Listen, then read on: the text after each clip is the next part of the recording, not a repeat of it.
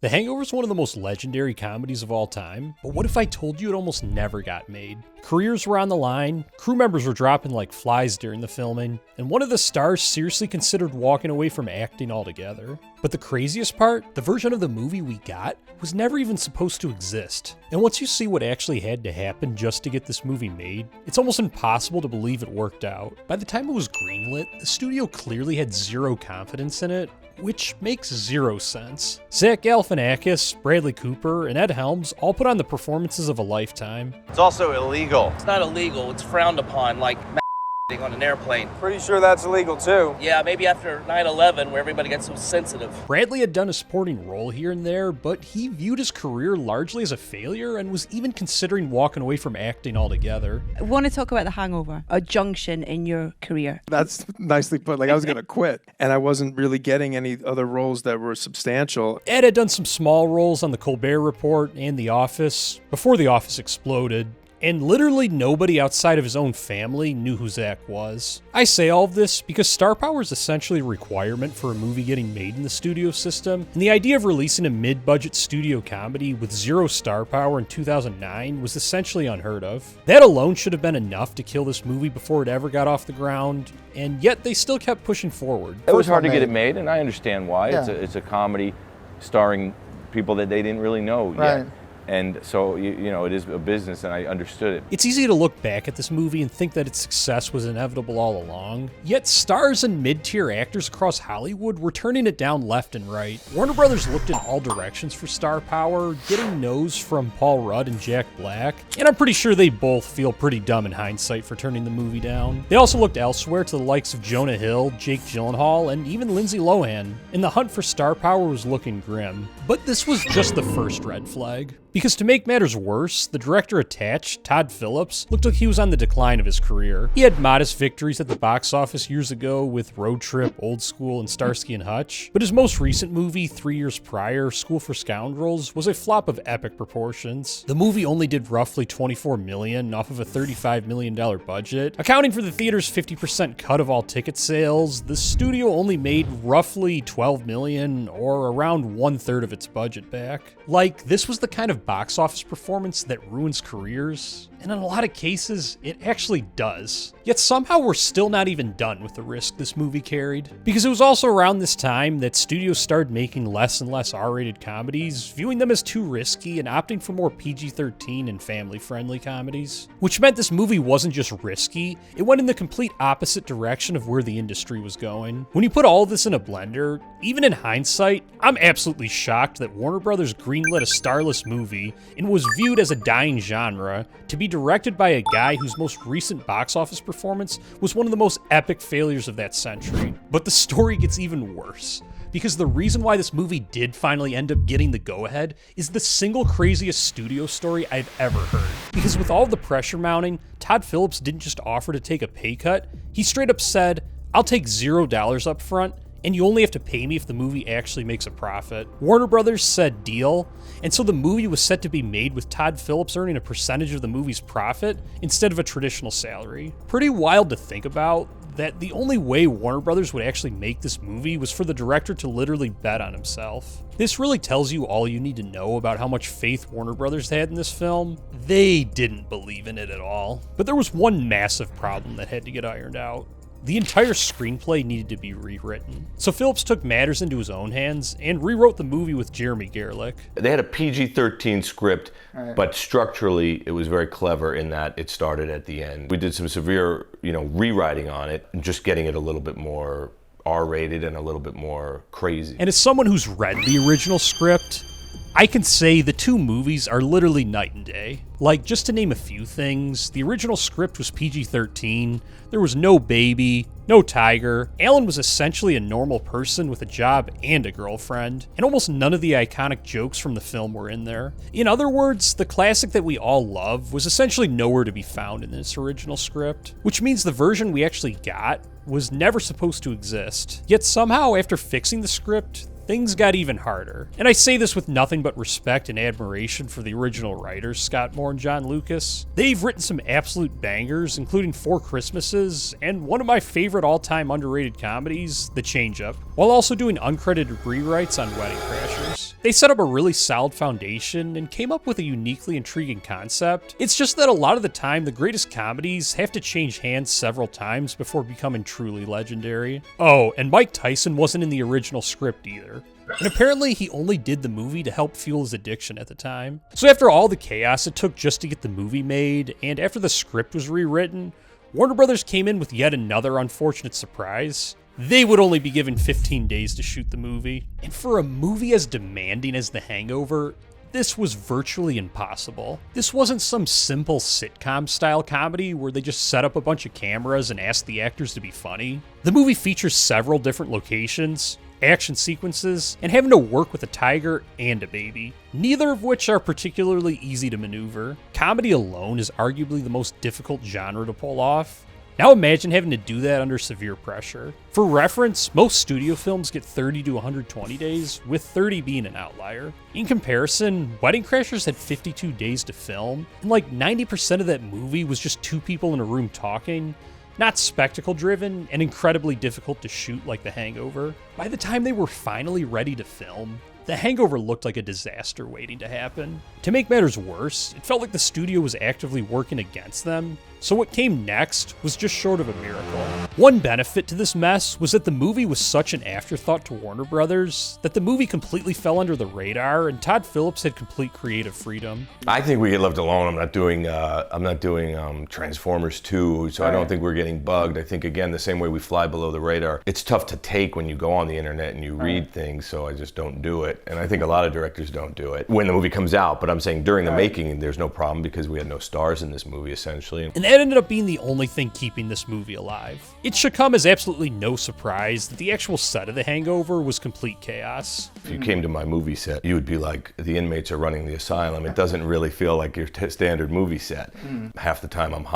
God knows where the actors are. I mean, it's like a little bit of a mess. Filming in Vegas created a whole separate layer of problems. If getting the movie made in 15 days in the scorching heat wasn't enough, try having to do that while also needing to regularly replace key members of the crew. And a lot of distractions, and a lot of our crew guys couldn't handle it. I mean, we came up with that tagline on the set, which is some guys just can't handle Vegas. We had wives flying in and putting their husbands in rehab. And then we'd have a new crew guy. And so its tagline, "Some Guys Can't Handle Vegas," was born. Oh, yeah, some guys just can't handle Vegas. Apparently allowing for a last-second rewrite because that line made the final film. On top of that, Ed Helms was barely even available as he was scheduled to film The Office at the same time, and so he had to fly back and forth between LA and Vegas, juggling the characters of Stu and Andy. One question that comes to mind after learning this is, how did Ed maneuver his missing tooth between the two sets? In case you forgot, Stu has a missing tooth. I can't.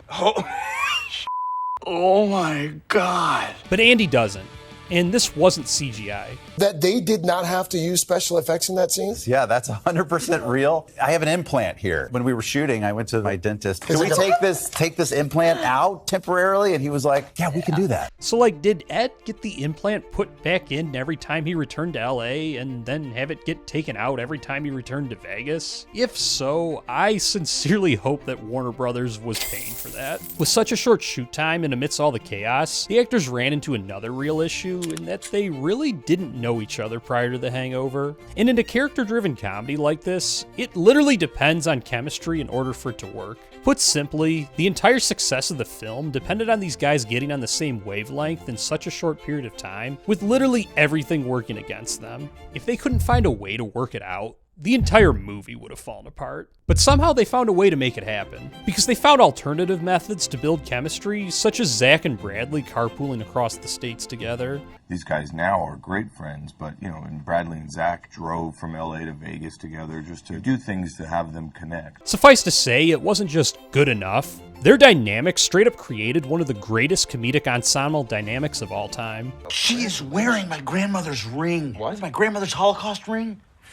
I didn't know they give out rings at the Holocaust. But what's really cool is that despite everything that was going on, they still found a way to have fun with all of it. Insane and ridiculous, candidly unfair amount of fun working together and making these movies. And thankfully they were able to, because this movie was really hanging on by a thread. A highlight for everyone was getting to work with Mike Tyson. You guys hang around with Mike Tyson? A little bit, yes. Now, I heard that when you invite him to a party, like if he's having a good time, he doesn't want to leave. No, because he's cool. He's the guy that you want him to hang out. At least I felt that way. You want him to hang out. As long as he's hanging out at the party, like, you're pretty psyched. And Mike was apparently under the influence the entire shoot, which probably isn't ideal when you're in a race against time to get this movie made. Ed Helms even got to kiss Heather Graham, which he cherished deeply. Who would think this guy would get to kiss Heather Graham? I can just say it was really hot for me, probably a lot less so for her. And I can't blame him. I would too. Todd Phillips even got to make a cameo and reprise his role from Road Trip and Old School. We're going up, guys. Yeah, that's perfect. And as small as that sounds, having fun on a comedy set actually matters a lot. I could say this as a director myself. The dynamic on set really sets the tone of the film. By the way, you can check out my directorial debut for free on Tubi, but a good on-set dynamic alone isn't enough. And this is what really separates the good comedies from the classics. Because as messy as the actual set was, they weren't treating the movie itself like a joke. Everyone's career was on the line with this movie, and they were as serious as you can get with the actual execution of the film. What's really cool about Todd, if something's not awesome, we will stop. It doesn't matter how big the production is that day, how many moving parts there are, and we'll go off and we'll work on it. It no doubt shows, as there's no movie I've watched more than The Hangover, because it's an absolute masterclass in both acting and directing. Well, you've got a sweet ride there.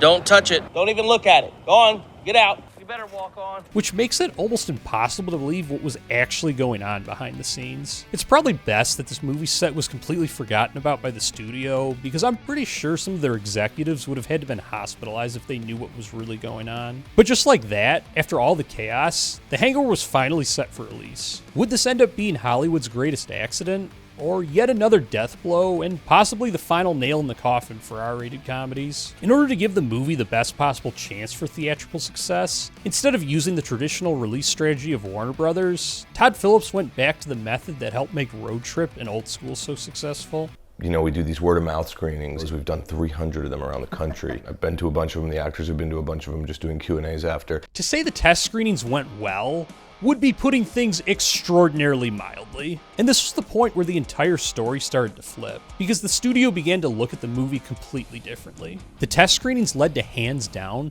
the single most bizarre development of this entire story. Thanks to how well the test screenings went with both audiences and the studio, Warner Brothers didn't just shift their opinion on the level of the risk that The Hangover was, they did a complete 180. It got so extreme that Warner Brothers literally greenlit The Hangover Part 2 before The Hangover was even released. Just think about how insane that shift actually is. To put things in perspective, Warner Brothers was so hesitant on this movie getting made to the point that the director had to forfeit his salary just to make it happen, and now all of a sudden, they were making concrete plans for a sequel before it even hit theaters. But the craziest part is that even with this new source of confidence, Warner Brothers still massively underestimated just how well the movie would do. And you know, Warner Brothers has this idea that your movie's going to do $100 million. This movie's going to perform overseas. And everybody thinks it's not. Because what was about to happen didn't just prove there was an appetite for this movie, it showed that this was actually the kind of movie everyone had been waiting for. That $100 million box office projection wasn't even half of what the movie would do domestically. And the thought that it wouldn't do anything overseas just couldn't have been further from the truth, as it did almost $200 million internationally, carrying over 40% of the total box office number, leading to an overall $468 million performance off of just a $35 million budget. Over 13 times what the movie cost. And if this wasn't enough, The Hangover literally became the single highest grossing R-rated comedy of all time. And this is where it stopped feeling like a victory just for this movie, but sent serious signals to Hollywood that the kinds of movies they were making had to change. It's even the rare case of a comedy that actually performed well with critics, getting praise from the late and iconic critic Roger Ebert, who was infamous for hating on comedies, giving it 3.5 out of 4 stars, saying, "Now this is what I'm talking about. The Hangover is a funny movie, flat out, all the way through. Its setup is funny, every situation is funny, Most of the dialogue is funny, almost line by line. At some point, we actually find ourselves caring a little bit about what happened to the missing bridegroom, and the fact that we almost care is funny too. And it's not hard to see why. The movie is not only laugh out loud hilarious, but endlessly rewatchable. This one? Nothing. Hey, there's Skittles in there! This is really a case study Hollywood needs to revisit, especially with the R-rated theatrical comedies being viewed as the ultimate risk for the past decade. Maybe if you don't micromanage every decision and leave a great director to his own devices, the movie will actually perform. But this is where the story stops being about one movie and starts becoming something much bigger. Because what happened after The Hangover didn't just change a few careers, it completely reshaped how Hollywood thought of comedy movies. It went from Bradley Cooper feeling like a failure and seriously questioning his future as an actor, while Ed Helms was still just a somewhat recognizable face, and Zach was basically a complete unknown, to these guys suddenly not even being able to go out in public anymore. Because almost overnight, their lives were changed forever. When you are a famous person, you just can't stand at baggage claim and have expected to be normal. An unknown person to a very, very well-known person literally changes reality. Like it changes how the world responds to you. Is a big shift that's hard on the person you're dating, who ended up being my wife, your family. My family used to love it, and then they were like, oh, God. People just sit down at your table. Oh, because they think they know you. It's an asymmetrical relationship. I vividly remember when this movie came out. I was only 10 years old at the time, and my parents were really strict and wouldn't let me watch it. But even I knew who Zach, Bradley, and Ed were, both by face and by name. Like, that's how big this movie got. The movie completely took over our culture to the point that 17 years later, I can't think of a single comedy that had even 1/3 as much of an effect on society that The Hangover did. And this kind of impact doesn't just happen randomly. So it should come as no surprise that the phones of these newly turned movie stars started to ring and didn't stop. Because when a comedy like this is a hit, Hollywood doesn't just notice, it rushes to replicate the success. What happened next wasn't just about their careers, but what the movie unlocked. Immediately following the success of The Hangover, Zach would team up again with Todd Phillips for Due Date, which I'll say is one of the most unfairly hated on comedies of all time. Him and Robert Downey Jr. together absolutely kill it. My father always had a saying, when a day starts like this, it's all uphill from here. That's actually incorrect. No, my dad used to say it. No, it's all downhill from here. But everybody wants to be up, nobody wants to be down, so it's all uphill from here. But it's easier as you go downhill, so your dad didn't know what the he was talking about. Hey, Shelby! He would also do the comedies Dinner for Schmucks and The Campaign, which he also produced, while jumping into animated projects such as Puss in Boots and the Lego Batman movie, a lane he stuck in as recent as last year with Lilo and Stitch. Bradley Cooper's allegedly failed career suddenly sang a different tune, both figuratively and literally, with A Star Is Born, Silver Linings Playbook, and American Hustle. But Ed Helms saw the biggest success, jumping into animation too with the lead roles in The Lorax and Captain Underpants, while still doing his fair share of R-rated comedies such as We're the Millers, The Vacation, and Father Figures. That's of course in addition to the 2 Hangover sequels that the 3 of them starred in, which were also directed by Todd Phillips. The craziest career transformation wasn't even anyone in the cast, but instead the director, because he went from box office liability to the Hangover trilogy, Due Date, and you may not know this about him, but he also directed The Joker, which would become the highest grossing R-rated movie of all time. He directed the highest grossing R-rated comedy, then went on and topped it off with the highest grossing R-rated all-around film of all time. That's not bad for what sparked out of a movie that was a complete accident. This wasn't just a win for one movie. It exposed what the industry had gotten completely wrong for years. Because these aren't even the biggest impacts The Hangover had. On a macro level, it triggered a chain reaction. Instead of R-rated comedy being viewed as untouchable, the success of The Hangover directly led to a resurgence in the entire genre. Suddenly, studios started greenlighting original R-rated comedies again that went on to become some of the highest grossing of all time, including Bad Teacher, We're the Millers, Bridesmaids, and Ted. Yet literally none of these films ever would have been made if it weren't for the success of The Hangover. The Hangover was supposed to die in development, but instead it rewrote Hollywood's playbook. So this begs the question, was The Hangover just a one-time miracle? Or are we about to see this happen all over again? The franchise has already grossed over $1 billion at the box office and has an extremely loyal fan base. Bradley Cooper recently said he'd love to do another Hangover movie, and Todd Phillips even teased something similar. Hangover 4, and those three guys, we really went through it. We traveled the world together, making movies, promoting these movies. So it would be a shame if we didn't get the band back together to at least work together. I don't know that it's Hangover 4. Whether we get another Hangover movie or just another original comedy with the same director and cast, two things are abundantly clear. One, there's literally no better time to make an R-rated comedy again than now. And two, studios need to learn from The Hangover and let more mid-budget comedies be made with complete creative freedom, because you never know what might end up being the next Hangover. Because if this story proves one thing, it's that the biggest hits often don't come from playing it safe, but from experiments that looked like they were destined to fail. Believe it or not, The Hangover wasn't even the most poorly treated comedy from this era. In fact, Eurotrip was actually treated even worse. I take you through the insane journey of its unique but tragic story here.